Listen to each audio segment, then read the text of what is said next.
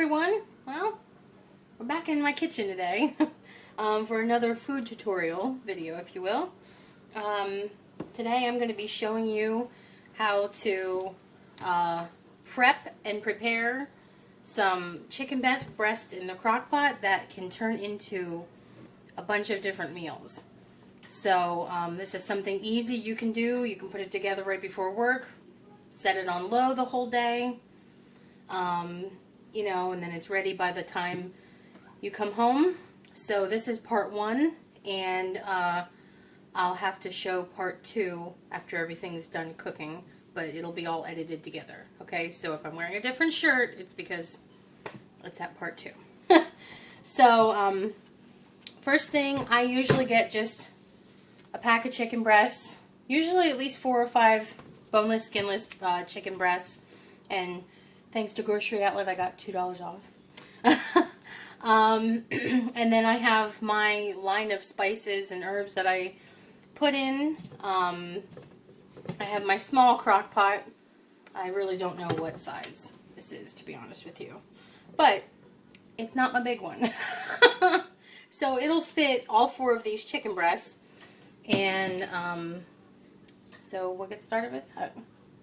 Alright, so I got the pack of chicken breasts open with one hand, and I'm using the other hand to touch my phone. Sorry, off camera, my child needed something to eat. So, so here we go. We're just going to put the chicken straight into the crock pot. I don't have any water or anything like that in there yet. Just putting it all in as is. Alright, now I'm going to throw this in the trash can. And after I do that, I'm going to wash my hands before I touch any of my containers, because with raw meat, there's possibility for numerous things on the meat. These are still fresh, they're still good, they don't have a nasty smell to them, and I just touched my glasses. So before I touch anything else, I'm going to wash my hands, so that way anything from the raw meat doesn't get on my containers, because I use those containers for, you know, veggies and stuff like that too. That way none of those germs can transfer from one thing to another. So I'll be right back. Alright, I'm back, hands freshly clean.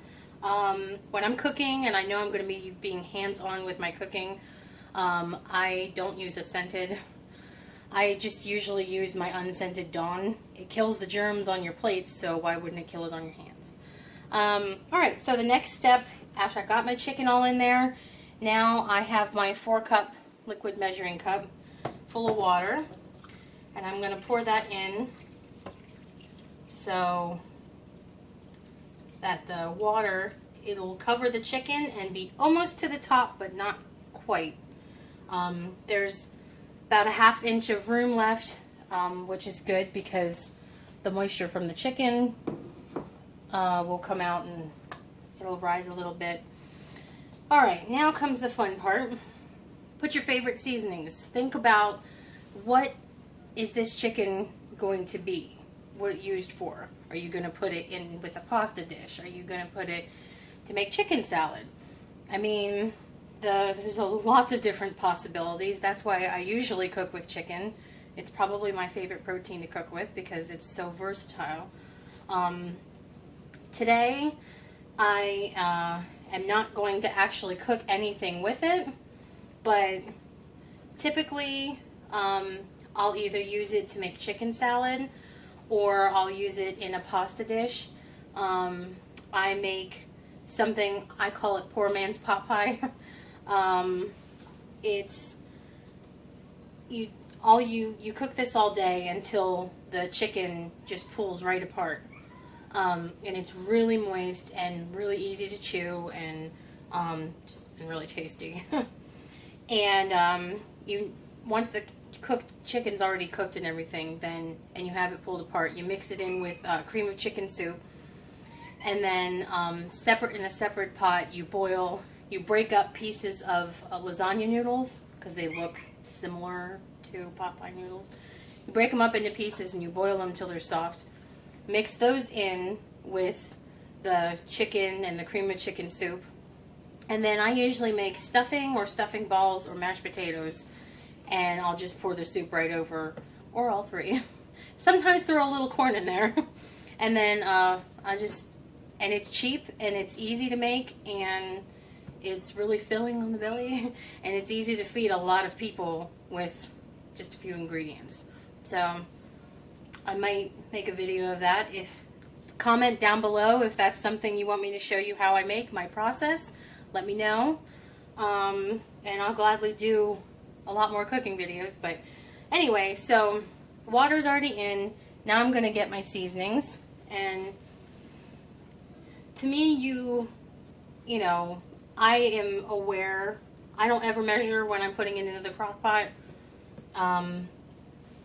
Because, I don't know. I'm very familiar with how much seasoning I need, but, and I couldn't even begin to guess. But I first put my salt in. You always want salt. Should be good. And then I put just a little bit of black pepper. Black pepper you do have to be careful with, because, yeah, it can get a little. Garlic salt. And then my herb of choice today is dillweed. I do like to put, sometimes I like to put chives in. I kind of rotate between dill and chives. Or sometimes I use both. Yeah, like a good coating on the surface of this stuff. And put the lid on, turn it on low. Boom. Now, how long did that take me? Really? I mean, you give yourself 20 to 25 minutes before work. Set it on low. It's cooked by the time, if you work a 7 or 8 hour shift, it's done by the time you get home. And so that's step one. On a side note, I do want to show you, I don't remember where I got these. It was Pampered Chef or Tupperware or something. But these itty bitty little open containers, I think they did come with lids, but I don't use them for that. I keep my salt and my pepper in them because, hold on. Sorry about that. That was the quiche in the oven for a coworker of mine. But anyway, I need to refill them, but I use these and I keep them open on top of my stove because it's so much easier if you need a pinch of this or a pinch of that. Salt and pepper are the two most used seasonings, at least in my house. And garlic salt. But so they're right there, and you can just grab, sprinkle, instead of trying to pour in your hand and like, oh, too much got in, it's a way to control that. So I will see you in the second part of this video to show you how I handle the rest of this. Bye. Hey, alright, so welcome to part 2. And as I said in part 1, I got a different shirt on. So in this part, I'm going to show you what I do now that the chicken is cooked. So we're just going to, I love these kind of tongs. You can push up on to get it open, and then you just pull down to shut it. These are awesome.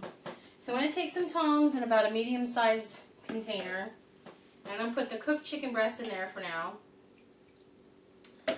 And I also have a medium to large bowl and a strainer, and I will explain what that's for in a minute.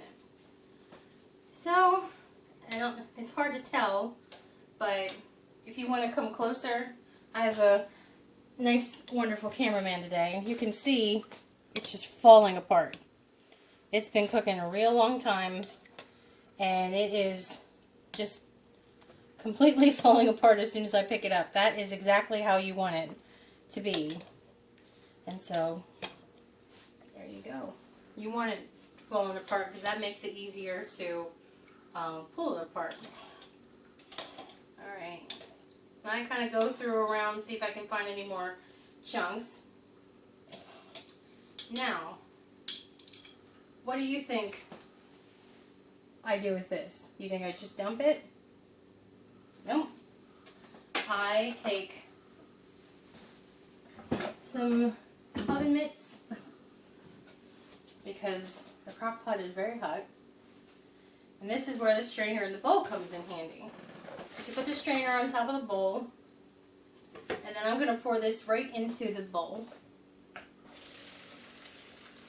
And the strainer is going to catch any extra unnecessary things, if you will, or any pieces of chicken that I might have missed. Okay, let that drain a little bit.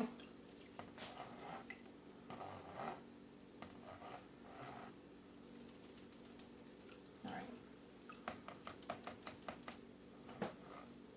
And now what you're left with, just set that there for now, is chicken broth. And it's flavored, and you can use that. I use it for either soups or homemade gravies. I like putting chicken broth in my homemade stuffing. So now I don't have to buy it, and I've got some. So what I'm going to do is when this cools down, I'm going to pour it into a freezer bag and get out all the air, seal it, and label it what it is and today's date. Put it in the freezer, and then I have it whenever I need it. So, I'm going to set it aside, and as you can see, I've got a pretty big bowl full of chicken here, those 4 chicken breasts. And basically, I'll just take it and into another bowl, I'll start pulling it apart like this with the cat. The cat knows every single time I make turkey or chicken. And she's very spoiled because she knows Mommy will give her a piece. And she loves it, yums it up. And I break it all apart, okay? Now, I'll just give you 5 options off the top of my head, okay? Chicken salad. I make it, let it cool down and make it for chicken salad. I can make it for homemade chicken noodle soup. Boom, I've got my chicken. That poor man's pot pie we were talking about, I've used it for that. I also like to use it in, it's kind of an Italian-inspired dish. My husband really loves it. It's like a creamy pesto pasta and chicken dish, and maybe he can give a few words of what he thinks of that. You like them? Yeah. Yeah.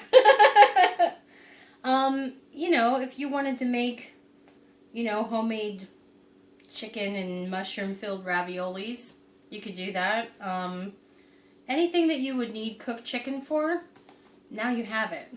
So, we're going to pause for a second, and then I'll show you the final step on my chicken process.